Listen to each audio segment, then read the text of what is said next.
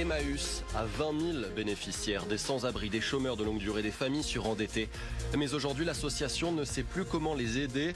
2 mois sans activité à cause du confinement et plus de revenus. Emmaüs lance un appel aux dons pour récolter 5 millions d'euros.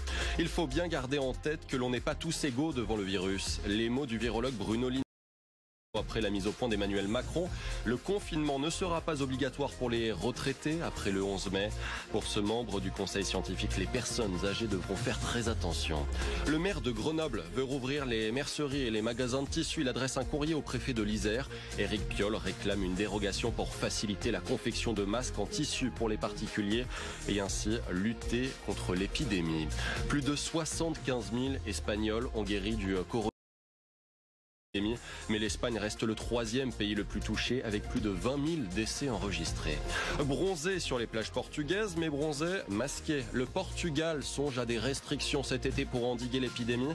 Pour éviter des plages bondées, la fréquentation sera sans doute limitée selon le Premier ministre. Il n'y aura pas de production dans notre secteur, se désole un viticulteur en Dordogne à cause de la grêle de la nuit dernière à Saint-Méard de Gurson, Montcarré et Fouguérolles.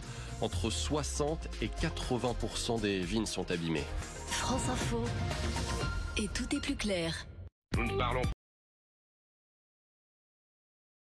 Bonjour et bienvenue à Bruxelles pour